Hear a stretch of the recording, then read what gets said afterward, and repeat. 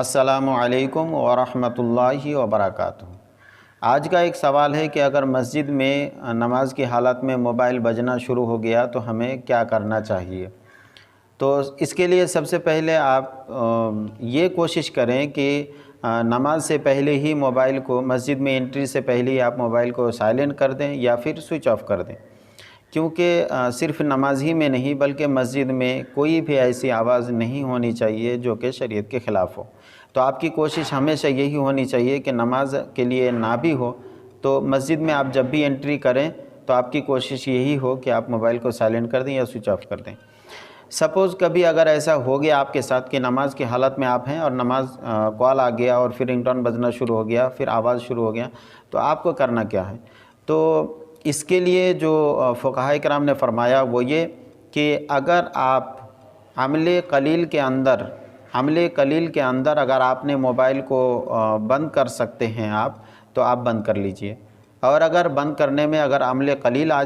कसीर आ जाता है तो फिर आपको नहीं बंद करना चाहिए। अब ये अमले कलील और अमले कसीर है क्या, तो इस बात को आप समझिए।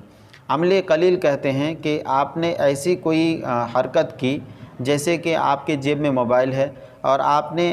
नियत बांधे हुए हैं और आपने एक हाथ जल्दी से ले जाके आपने बटन दबा दिया, आवाज़ बंद करने के लिए बटन दबा दिया और फिर फ़ौरन आपने फिर दोबारा हाथ बांध लिया, तो ये अमले कलील में आता है। यानी 3 तस्बीह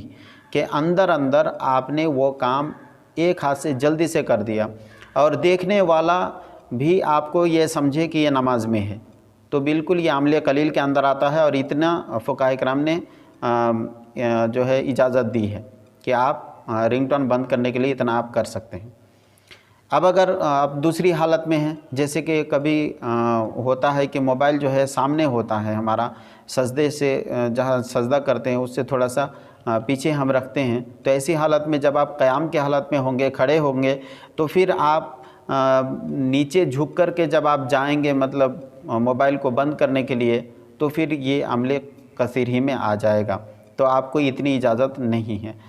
अब अगर आप बैठक में हैं और सामने मोबाइल है तो आप बिल्कुल बाएं हाथ से फ़ौरन हाथ ले जा कर के आप उसको एक हाथ ले जा कर के आप बटन दबा सकते हैं। तो अमले कलील के अंदर अगर आपने एक हाथ इस्तेमाल करके आपने अगर मोबाइल बंद कर सकते हैं तो आपको इतनी इजाज़त है, आप रिंगटोन बंद कर लीजिए, वरना तो आपको इजाज़त नहीं होगी।